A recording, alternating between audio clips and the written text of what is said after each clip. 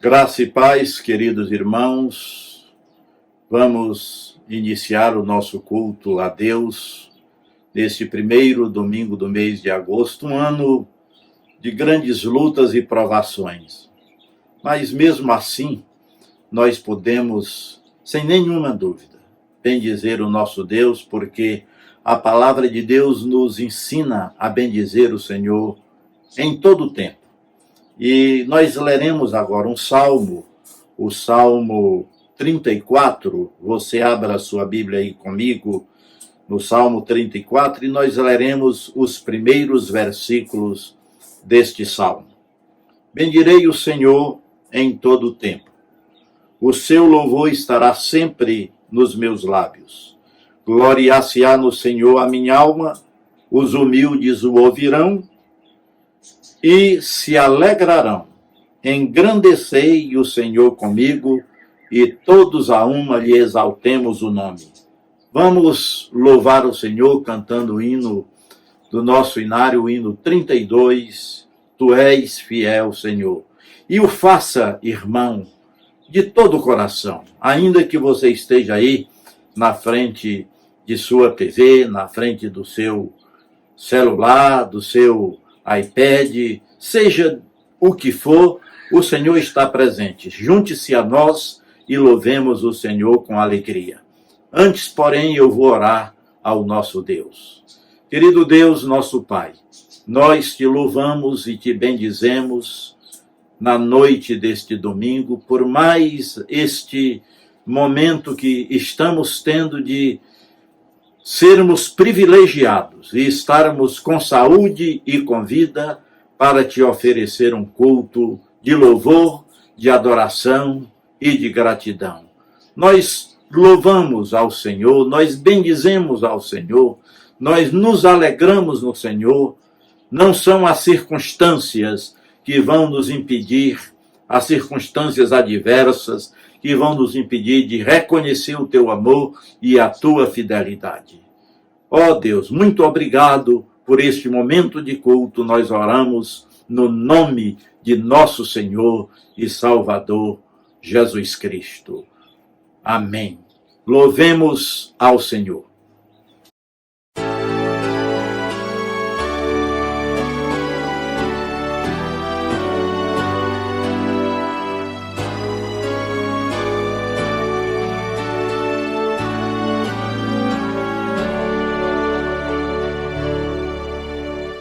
Tu és fiel.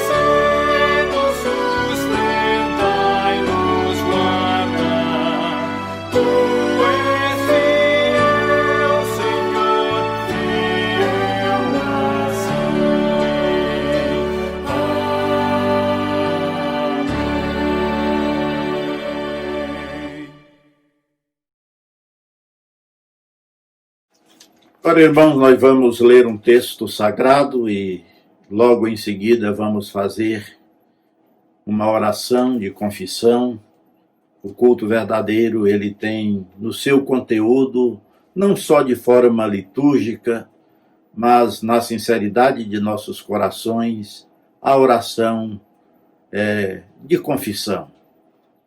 Confesse os seus pecados ao Senhor, os deixe, os abandone e não os pratique mais, e certamente você cultuará comigo e com todos que estão reunidos nesta hora em culto de adoração, um culto verdadeiro ao Senhor. Eu vou ler um texto da Palavra de Deus que se encontra no livro do profeta Isaías, capítulo 53. Mas ele foi traspassado pelas nossas transgressões e moído pelas nossas iniquidades. O castigo que nos traz a paz estava sobre ele, e pelas suas pisaduras nós fomos sarados. Ele foi moído por causa dos seus, por causa dos meus, por causa dos nossos pecados.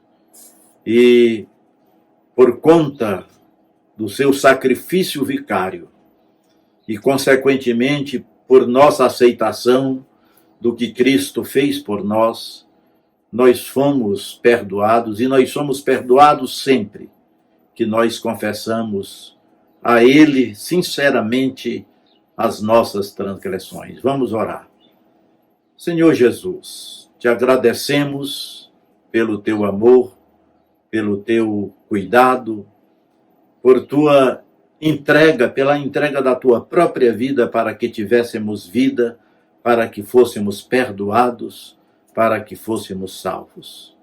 Ó Deus, tu vês nesta hora o coração do teu povo, onde se encontra. Te pedimos que o Senhor nos perdoe de todo e qualquer pecado que tenha agravado, que tenha trazido tristeza ao teu coração, à tua santidade. Nos perdoa e ajuda-nos a te prestar um culto verdadeiro, sentindo-nos perdoados e santificados pelo teu perdão. Nós oramos em nome de Jesus. Amém. Depois de termos louvado ao nosso Deus, irmãos, agora nós vamos dedicar ao Senhor as ofertas, os dízimos, que são para o sustento da obra do Senhor. A palavra de Deus nos ensina em vários momentos que nós somos apenas mordomos de tudo quanto temos.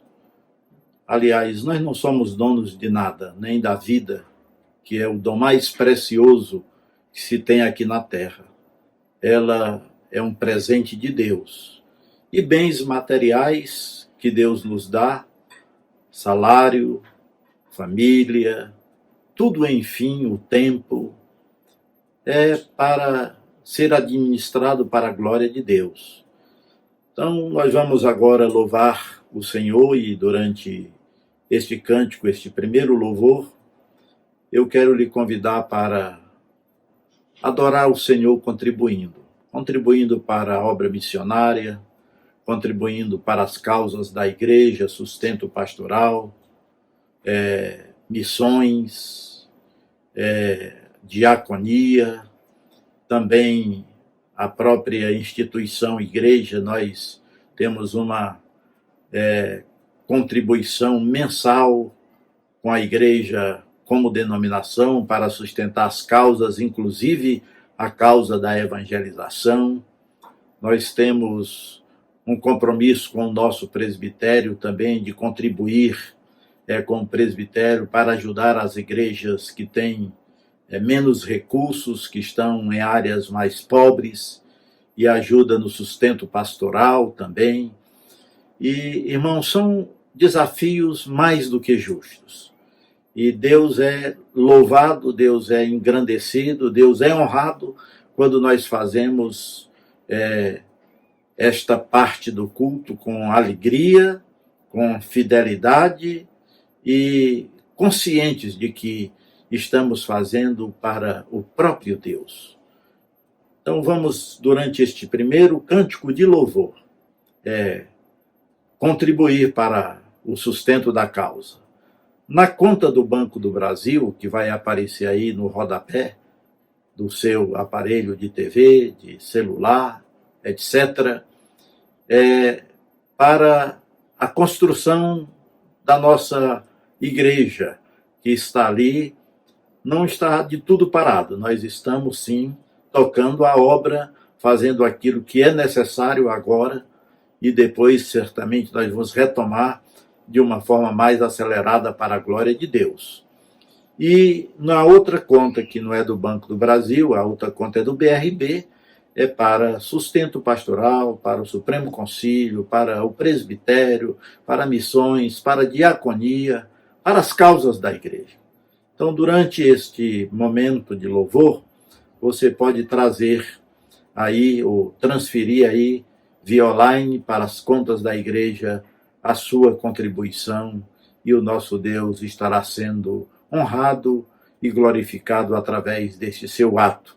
Deus tem sido muito bom, Deus tem nos abençoado muito, Ele não tem deixado nos faltar nada, e certamente Ele continuará fazendo o melhor. E eu vou orar neste momento agradecendo a Deus, e durante este momento de oração eu vou incluir alguns enfermos. Me perdoem se eu não colocar todos. Querido Deus, nosso Pai, obrigado por este momento de contribuir, de ofertar, de exercer a mordomia cristã para o sustento da tua causa. Abençoa cada família da igreja, cada irmão que tem feito com fidelidade, com alegria, a sua contribuição, tem dizimado, tem ofertado, tem ido além. Ó Deus, muito obrigado. Continua abençoando estes irmãos e dispensando sobre eles a tua bênção, livrando-os de todo mal, das doenças, ó Deus, da tragédia, ó Deus, dos desencontros que trazem, na verdade, tristeza ao coração. Que o Senhor possa fazer uma obra tremenda na vida de cada um desses meus irmãos, os abençoando com alegria plena, com uma paz mesmo em meio à tribulação. E eu quero, nesta hora, colocar a Dona Nívia no teu altar, com gratidão por sua vida. Oro também, Senhor Deus, pelo Júnior. Ó Deus, abençoa aquele moço que está ali também, precisando do teu socorro. Coloco também, Senhor, diante de ti, as famílias que estão enlutadas, a Dona Glória, ó Deus, a família da Gisele e do Adenilson. Ó Deus, conforta e consola os corações e abençoa-nos durante todo o decorrer deste culto. E que a palavra desta noite possa trazer muita edificação aos nossos corações. Abençoa o teu servo, pastor Pedro, pregador da noite. Que ele seja usado por ti. Que a tua palavra caia no nosso coração como uma boa terra e possa produzir frutos para a vida eterna. Nós oramos em nome de Jesus. Amém. Nós vamos, meus irmãos, depois de louvar ao Senhor, logo em seguida, pastor Pedro estará trazendo a palavra. Que Deus abençoe o pastor Pedro.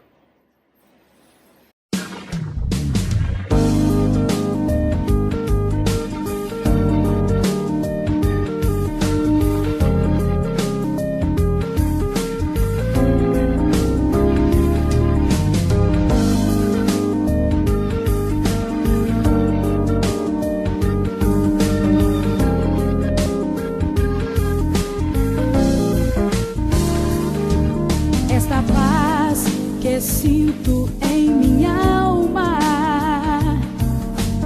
não é porque tudo em mim vai bem. Esta paz que sinto em minha alma é porque eu amo o meu Senhor. Não olho circunstâncias, olho seu amor, seu grande amor. Alegre estou, não olho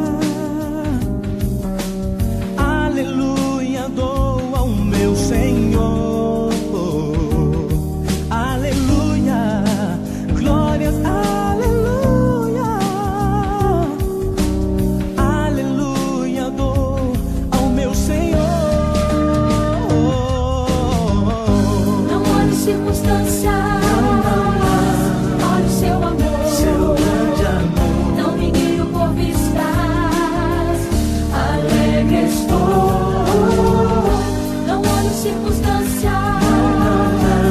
Olha o seu amor, seu grande amor. não me guio por vistas. Alegre estou. Não olho circunstância, olho seu amor. Seu grande amor, Não me guio por vistas. Alegre estou. Não olho circunstância, olho seu amor. seu grande amor. Não me guio por vistas. Alegre estou.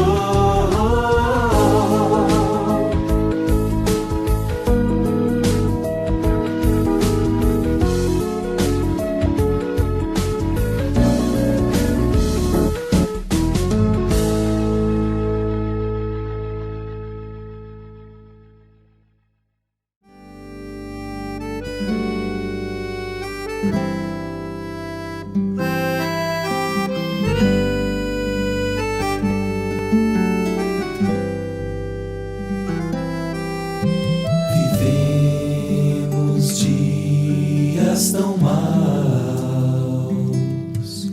onde o engano e a vaidade reinam. Teu povo se perturba com esses valores. Livra-nos de negarmos nossa fé. Livra teu povo de cair. Aviva tua obra, ó Senhor, e faze-a conhecida, mesmo que custe a vida. Usa-me com graça, ó Senhor.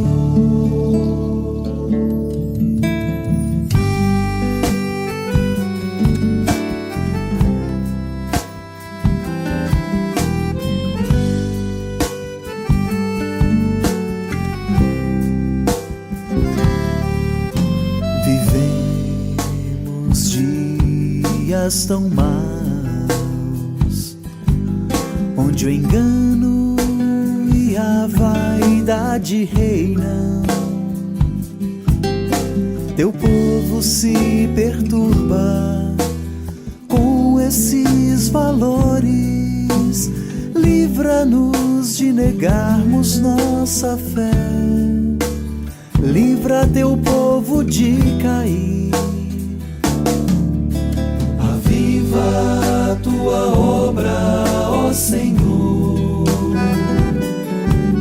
e faze-a conhecida, mesmo que custe a vida. Usa-me com graça, ó Senhor. Aviva tua obra, ó Senhor, e faze-a conhecida, mesmo que custe a vida. Usa-me com graça, ó Senhor.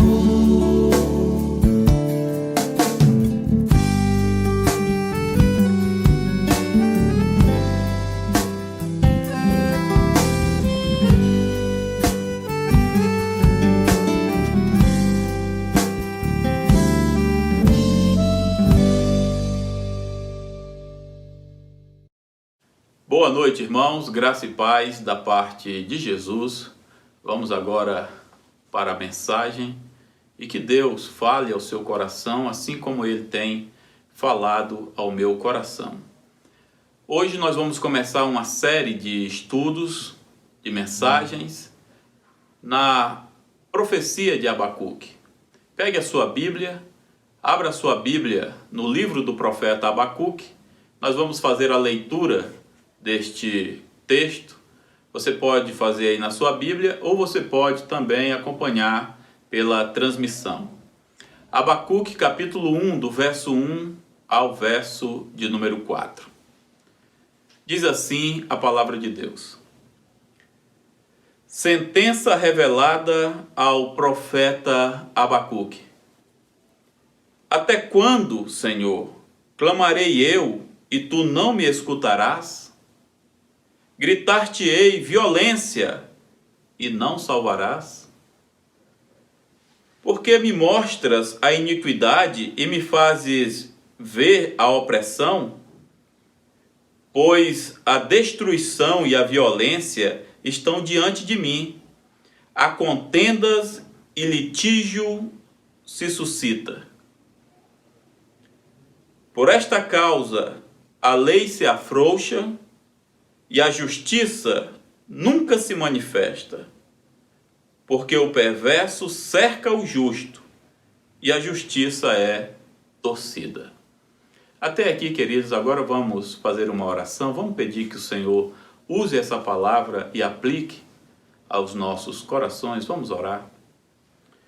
Senhor, nós queremos, no nome de Jesus, pedir toda a graça do Senhor sobre as nossas vidas, para que nós possamos, ó Deus, ouvir a Tua palavra, ouvir a Tua voz falando aos nossos corações, e que os nossos corações guardem essa palavra e também, Senhor, coloque em prática no dia a dia, na lida. Ó Deus, visita-nos, fala conosco. Mas de maneira especial, ó Deus, visita o aflito, visita aquele que está conturbado e precisa de uma palavra, uma direção do Senhor. Fala conosco, Senhor. Nós nos encomendamos a todos e oramos no nome de Jesus. Amém.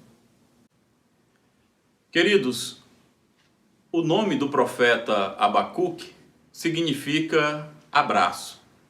Jerônimo, um dos pais da igreja, interpretou esse nome como um abraço, mas um abraço de luta. Talvez por conta do contexto de Abacuque, que viveu num período de muita luta. Ele foi um profeta pré-exílio, ou seja, ele viveu naquela iminência da invasão babilônica à sua nação. Mas Lutero interpretou esse nome, Abacuque, como sendo também abraço, mas um abraço solidário. Mais uma vez, talvez por conta do contexto de Abacuque, que viu o seu povo sofrendo e por conta disso, ele foi solidário ao sofrimento do seu povo. Abacuque viveu por volta do ano 606 a.C. E ele presenciou um momento na história muito interessante, muito importante para o seu povo. Abacuque, ele profetizou no Reino do Sul, em Judá. E eu falei o Reino do Sul e talvez você pergunte assim, mas por que Reino do Sul? Havia outro reino? Sim, havia outro reino e eu quero contar essa história para você. Davi, quando ele governou Israel, era um reino só, as 12 tribos de Israel. E Davi, pela bondade de Deus, expandiu Israel, alargou as suas fronteiras e foi um rei muito abençoado. Ele reinou cerca de 41 anos em Israel, mas ele faleceu. E assumiu o trono o seu filho, Salomão. Salomão foi um rei sábio e durante o seu reinado houve muita paz e muita prosperidade no reino de Israel. Mas com a morte de Salomão, assumiu o trono o seu filho, Roboão. E Roboão, diferente do seu pai Salomão, ele não foi sábio. E uma das primeiras coisas que ele fez quando rei foi se aconselhar com os jovens de Israel. Ele deixou o conselho dos mais velhos, dos mais sábios, e abraçou o conselho dos jovens, que disse a ele para apertar na cobrança dos impostos. E Roboão pesou a mão sobre o povo. O resultado disso foi que Israel se dividiu. O reino do norte, com suas 10 tribos, chamada agora de Israel, e o reino do sul, apenas 2 tribos, chamada de Judá. Foi assim que o reino se dividiu. Abacuque, quando prega, o reino já estava dividido. Ele não viu quando os assírios invadiram o reino do norte. Mas o reino do norte foi invadido no ano 722 pelos assírios e foi completamente exterminado. Agora, nos dias de Abacuque, só havia o reino do sul.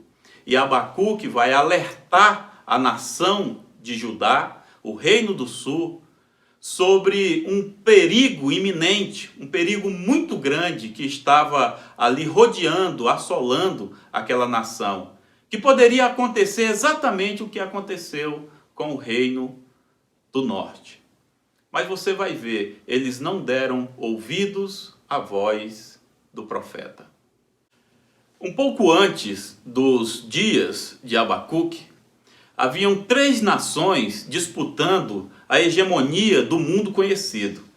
Havia o Egito, com o faraó Neco, havia a Assíria, com o seu general e também rei chamado Assurbalite, e havia também a Babilônia, que despontava com o seu rei Nabucodonosor.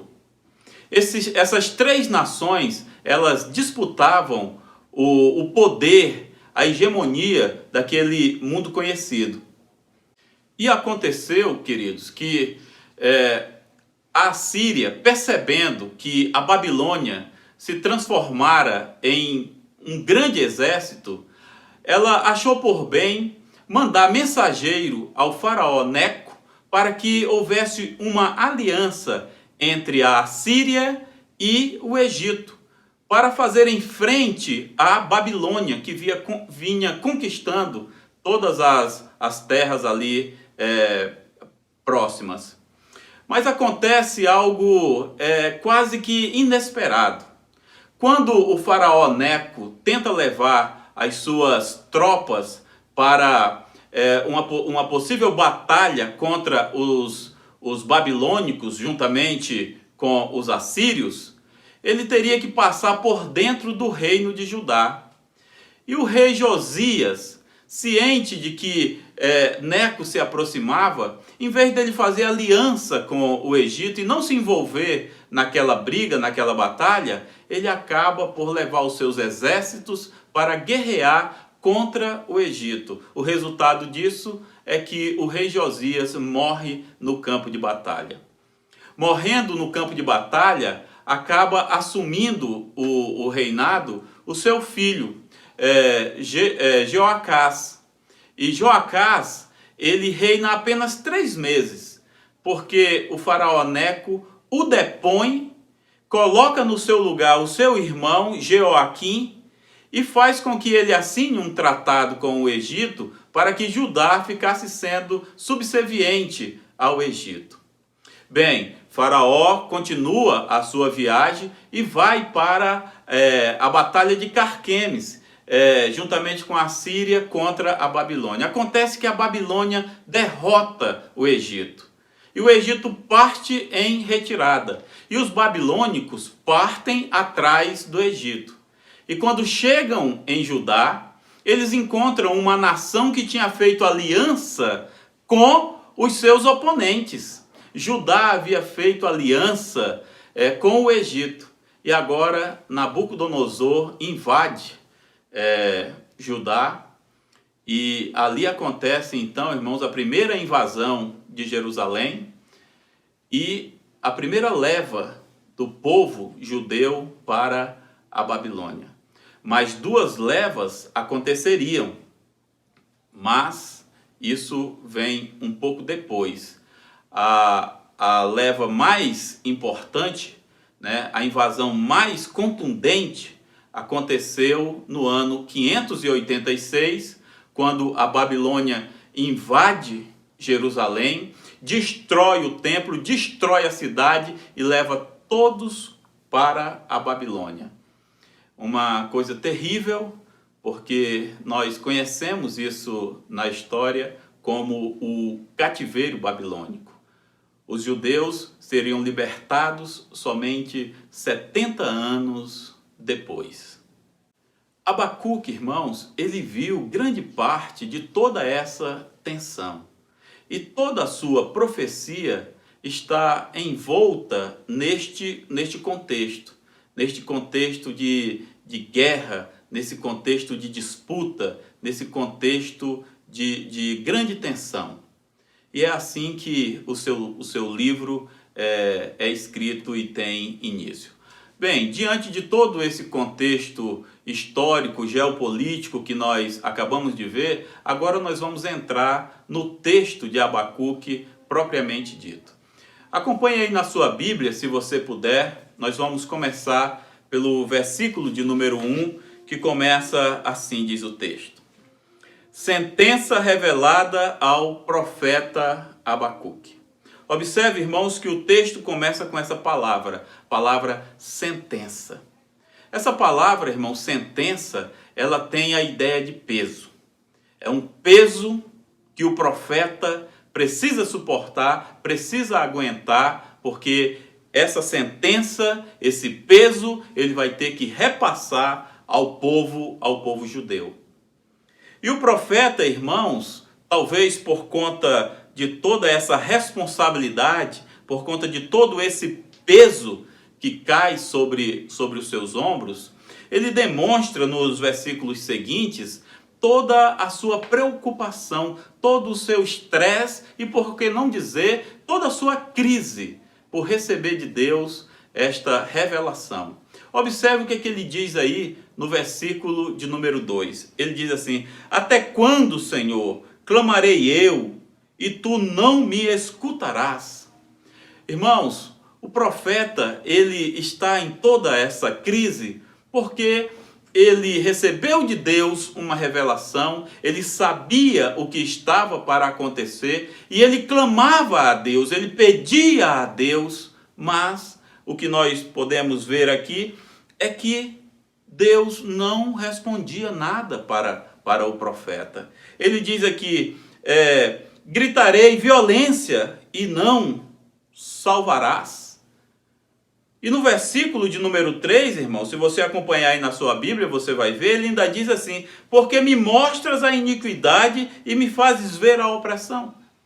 Ou seja, Deus se revela a ele, Deus mostra para ele todo o pecado do povo, mas quando o profeta intercede, quando o profeta pede que Deus, de alguma maneira, venha em socorro a essa nação e resolva os problemas dessa nação, Deus não responde. Deus se ausenta. E ele diz aqui: pois a destruição e a violência estão diante de mim, a contenda e o litígio se suscita. Aqui, irmãos, está uma outra razão por conta da preocupação do profeta. Então observe, irmãos, ele recebeu uma revelação extremamente pesada, dura, uma sentença. Ele recebeu de Deus a revelação da situação pecaminosa da sua nação.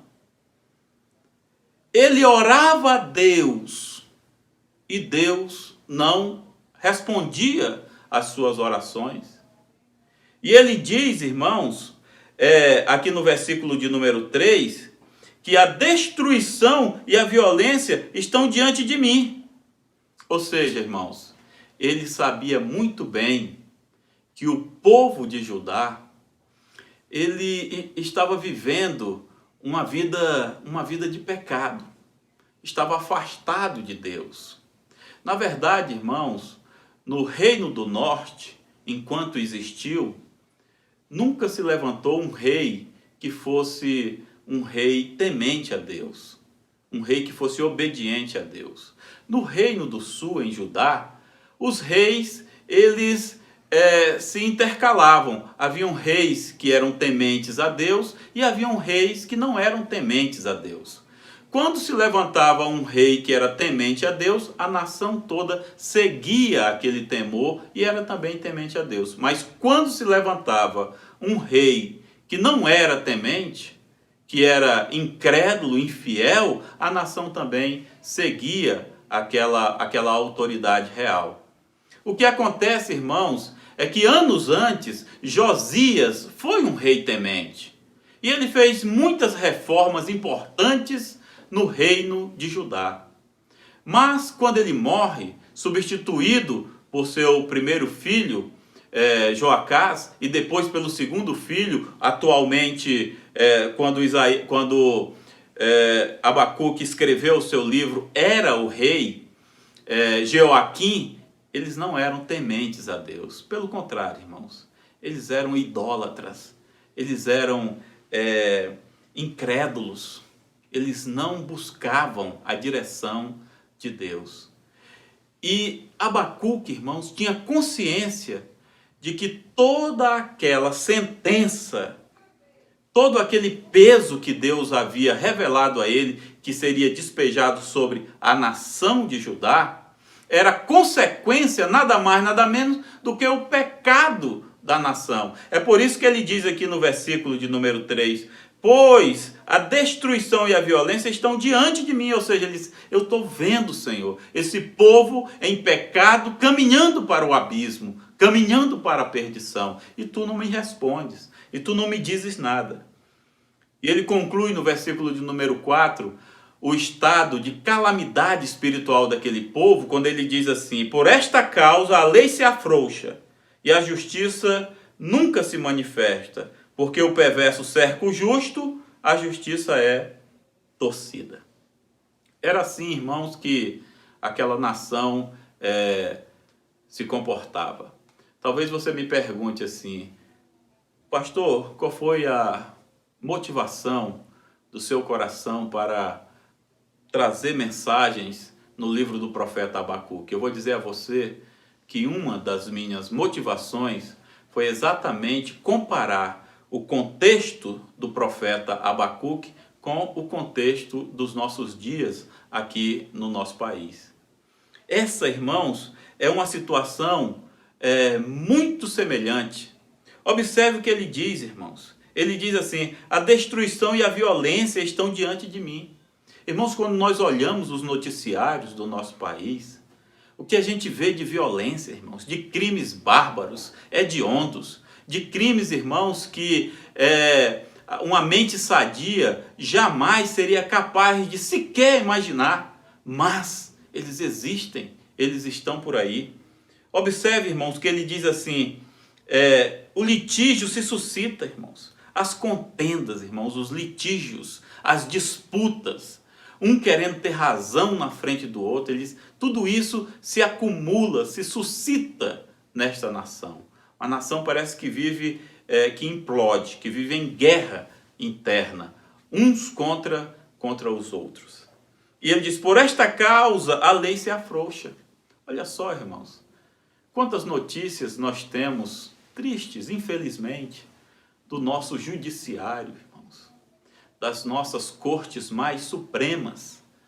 Notícias, irmãos, de fraude, venda de sentença, venda de alvará de soltura, irmãos, corrupção das mais diversas.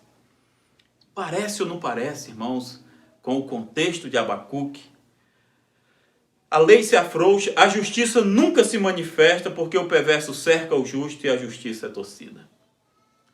No contexto de Abacuque, irmãos, havia uma pressão tão grande sobre o pobre, sobre o desvalido, sobre o homem simples, que a justiça era torcida para dar razão àquele que não tinha razão, para dar ganho de causa àquele que não tinha feito por onde. O culpado era tido como inocente e o inocente era culpado. Era essa a situação de Abacuque. E esse é um contexto muito parecido com o nosso Brasil. E é por isso, irmãos, que esse texto me chamou tanto a atenção.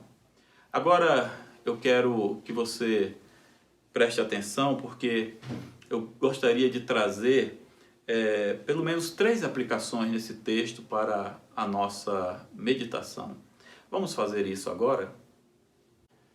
Irmãos, é importante que quando adentramos um texto desse, façamos a seguinte pergunta: o que eu aprendo com esse texto aqui, irmãos? E aí nós tiramos então algumas respostas a essa pergunta. Então, o que eu aprendo? O que você pode aprender com esse texto aqui? Em primeiro lugar, querido, eu quero sugerir para você que eu aprendo aqui que é possível um homem de Deus passar por crises. Eu olho para Abacuque, irmãos, e eu vejo um homem em crise. Ele estava em crise porque ele tinha uma sentença, ou seja, ele tinha um peso sobre os seus ombros, que ele deveria transmitir à sua nação. Ele está em crise porque ele ora ao Senhor e o Senhor não o responde de imediato. Em crise, irmãos, porque ele vê a iniquidade do povo. Ele vê o povo caminhando para o pecado. Então, irmãos, do ponto de vista humano, Abacuque é até justificável, porque ele tem vários motivos para estar em crise. E eu digo isso para você, querido, e já disse ao meu coração, porque muitas vezes, irmãos, nós entramos por um caminho muito errado, achando que, porque nós somos o povo de Deus, porque nós fomos resgatados pelo sacrifício de Jesus, porque nós seguimos essa palavra, então nós não entramos nessa coisa chamada crise, que as pessoas tanto falam. Engano nosso, irmãos. Todos nós podemos passar por crise. Talvez eu estou falando para alguém, nesse momento, que está enfrentando uma grave crise na sua vida. Mas quando nós olhamos para a Bíblia, irmãos, Abacuque não está sozinho. Por exemplo, irmãos, nós encontramos um Jacó em crise. Nós encontramos, irmãos, um Moisés em crise. Nós encontramos, irmãos, um Davi em profundas crises. Profetas em crises. O profeta Elias, o profeta Isaías. E agora, irmãos, nós acabamos de ver o profeta Abacuque enfrentando a sua crise. Querido, deixa eu dizer uma coisa para você. Um homem de Deus, um servo de Deus, um convertido de Deus, ele também enfrenta crise. Talvez você esteja enfrentando crises aí na sua casa, na sua família, crise com os filhos, crise com a esposa, crise com o marido, crise com o pai, com a mãe, crise no trabalho. São tantas as áreas em que nós podemos enfrentar crises, irmãos, e você fica se dizendo, mas por que, Senhor, eu? Às vezes nós enfrentamos crise na nossa saúde. E quando estamos doentes, nós não conseguimos entender, nós não conseguimos aceitar essa situação. E a crise toma conta da nossa mente, do nosso coração, e nós ficamos nos perguntando, por que, Senhor, isso? Por que, Senhor, aquilo? Por que eu, Senhor? Queridos, todos nós podemos enfrentar crises. Nós não estamos sozinhos. Há uma gama de testemunhas, pessoas na Bíblia, na história, nos nossos dias, que estão enfrentando crises. Agora preste atenção numa coisa. O profeta Abacuque, ele buscou ao Senhor na sua crise.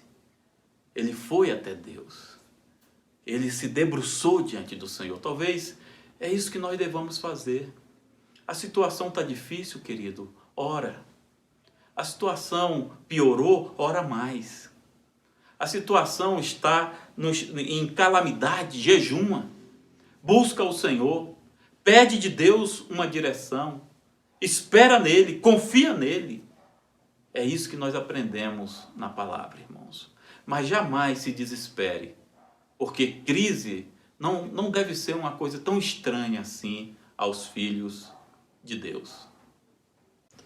Mas eu aprendo aqui também, irmãos, que essa é a segunda lição que eu tiro daqui. Eu aprendo, irmãos, que as nossas orações nem sempre são respondidas imediatamente por Deus. Às vezes, irmãos, nós achamos que Deus se demora em nos responder. É isso que nós vemos aqui também, irmãos, com o profeta Abacuque. Ele diz no versículo de número 2, até quando, Senhor, clamarei eu e tu não me escutarás? Às vezes, irmão, nós temos essa ideia. A ideia de que nós estamos orando, nós estamos pedindo, mas parece que Deus não está nos ouvindo. Mas deixa eu te dizer uma coisa. Isso também não deve ser motivo de estranheza para nós. Sabe por quê? Porque muitos homens na Bíblia também oraram e Deus, de alguma forma, freou, tardou aos nossos olhos em respondê-los. Eu poderia citar aqui, irmão, Simeão. Simeão, irmãos, ele queria de Deus ter o privilégio de ver o Messias, mas foi ver isso, irmãos, quando ele já era um homem velho. Tanto que ele diz, agora eu já posso morrer. Quando nós vamos para a história, irmãos, tem um exemplo que é muito emblemático, que é a mãe de Agostinho, irmãos. Orou anos e anos para ver a conversão do seu filho. E parece que tardava, e parece que não vinha, e parece que não acontecia.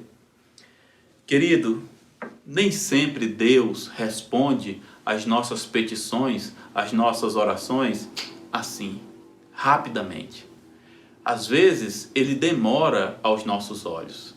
Mas lembre-se disso, o silêncio de Deus, irmãos, não significa que Deus está inativo, que Deus não está agindo. Deus estava agindo, estava preparando todo o contexto para acontecer aquilo que ele havia planejado acontecer com a nação de Judá. Por isso que Abacuque pedia, que Abacuque clamava, e Deus aparentemente tardava em ouvir, em responder. Talvez eu esteja falando para alguém aqui, que está me assistindo nesse momento, e tem essa impressão, a impressão de que as suas orações não estão sendo ouvidas por Deus. Você tem orado pelo seu filho, não tem visto nenhuma mudança na vida dele.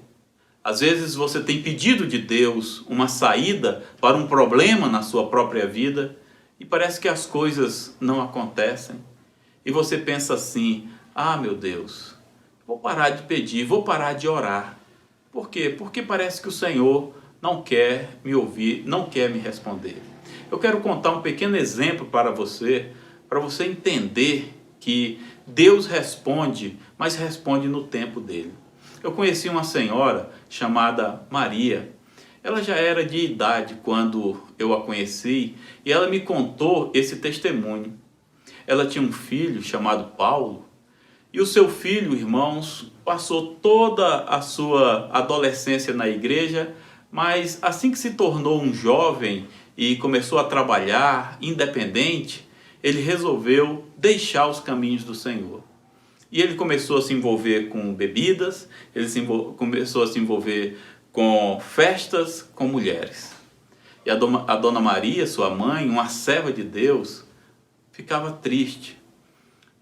E ela dizia assim, que quando ela tinha que passar uma calça para ele, ela dizia, ah, meu Deus, quando é que eu vou passar esta calça, esta camisa, essa roupa do meu filho, não para que ele vá se envolver com o pecado, mas para que ele vá para a tua casa.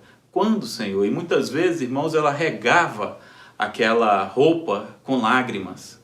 Mas sabe o que aconteceu, irmãos? Pela graça de Deus, anos se passaram, mas um dia o seu filho chegou em casa e disse, mãe, de hoje em diante, eu não pertenço mais ao mundo, eu agora pertenço ao Senhor. Eu estou de volta à casa de Deus. Isso é um exemplo, irmãos, de orações que aparentemente têm respostas demoradas. Mas não se preocupe, querido. Deus está preparando essa resposta e uma hora Ele vai te trazer. Por isso, continue firme, esperando no Senhor. E por último, querido, eu aprendo aqui com esse texto de Abacuque, primeiro que um homem de Deus, um servo de Deus, pode passar por crises, como Abacuque passou. Eu aprendo que as respostas às nossas orações, elas podem parecer demoradas. Foi assim que Abacuque também pensou. Mas eu aprendo aqui, por último, irmãos, que na vida a gente colhe o que a gente planta. Queridos, essa é uma verdade que muitas vezes nós deixamos passar. Abacuque, ele profetizou a um povo que seria levado cativo para uma outra nação e por conta do seu próprio pecado. Abacuque está dizendo a essa nação que ela parasse de plantar iniquidade, porque ela ia receber o castigo de Deus, ela ia ter que colher os resultados do seu pecado. E não deu outra, irmãos. Essa nação, ela colheu aquilo que ela plantou. Querido, nós temos visto isso abundantemente na palavra de Deus. Esse ensinamento, o ensino do plantio e da colheita, até o próprio Senhor Jesus Cristo, com a sua própria boca, pronunciou isso. Por isso nós precisamos ficar atentos.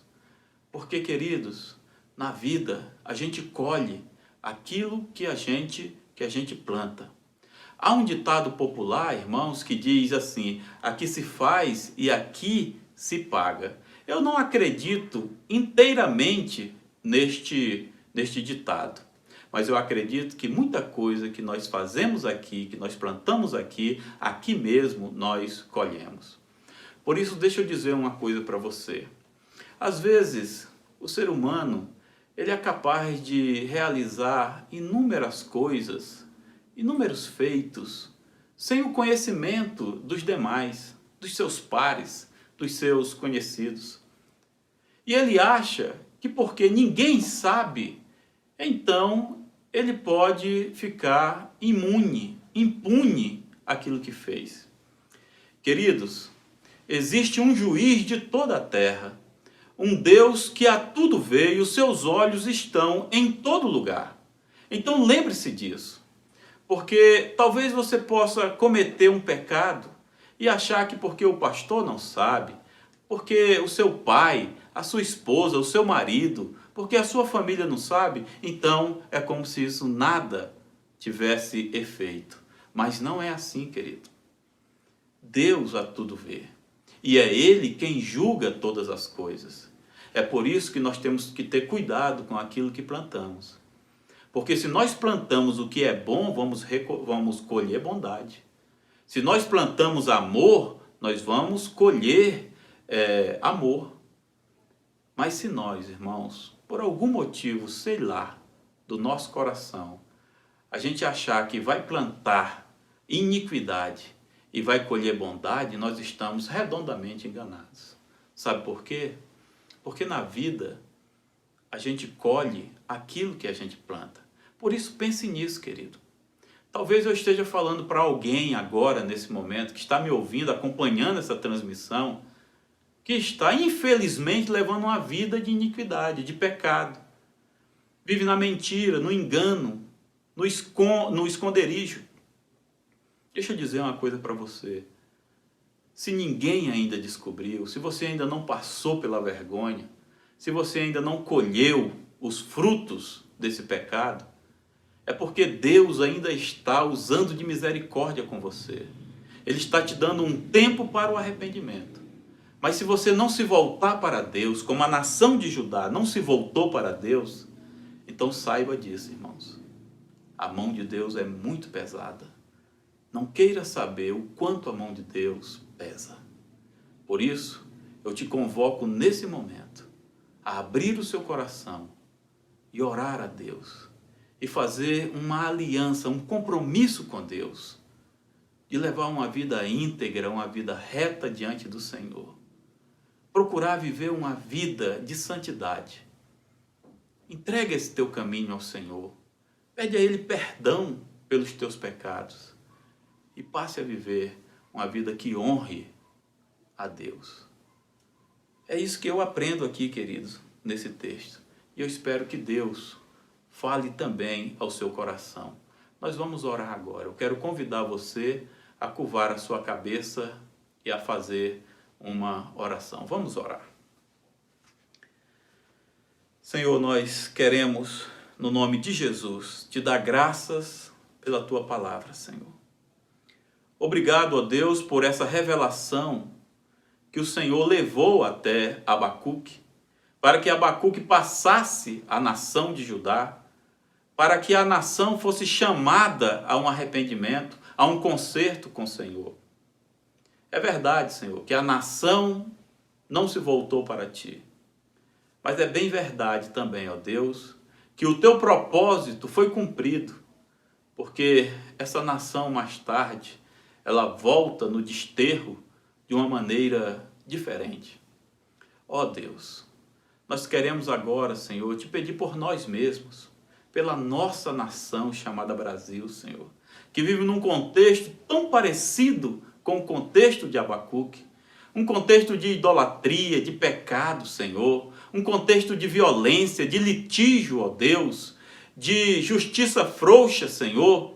Ó Pai, tem misericórdia da nossa nação, Senhor, do pecado dessa nação, Jesus. Olha para o nosso Brasil, ó Deus, levanta a tua igreja nessa nação, Senhor. Ó Pai, que o teu Espírito tenha liberdade nos nossos corações e comece aqui, ó Deus, um grande avivamento que leve ao quebrantamento dessa nação, Senhor, para que essa nação se volte para o Senhor, confesse os seus pecados e tenha prazer em viver no caminho do Senhor.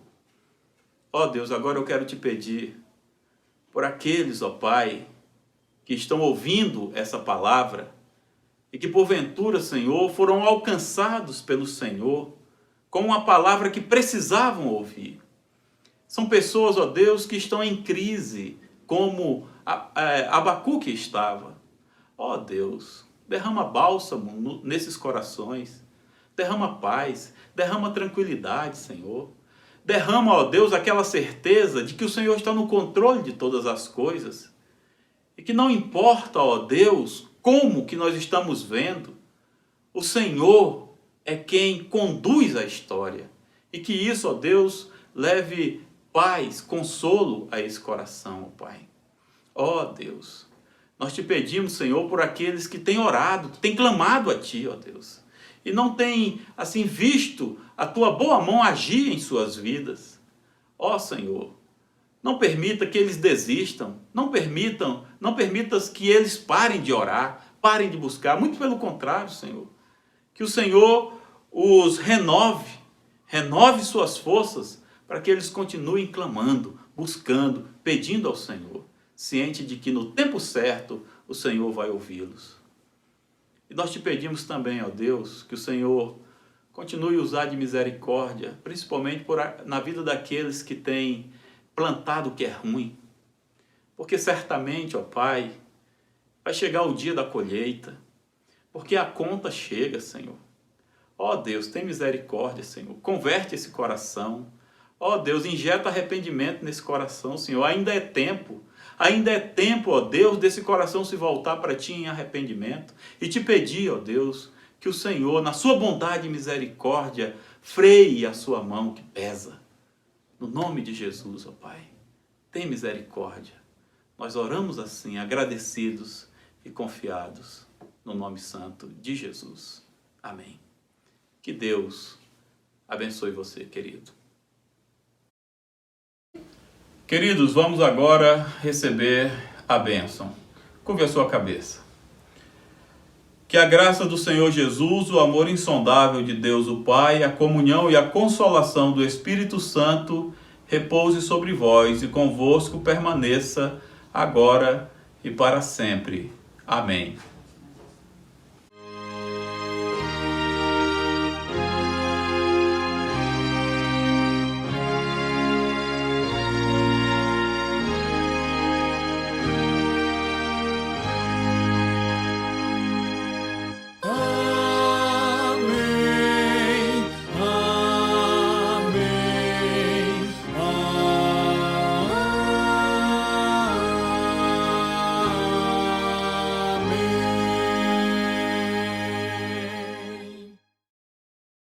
Queridos, eu quero agora lembrar os irmãos dos nossos avisos normais.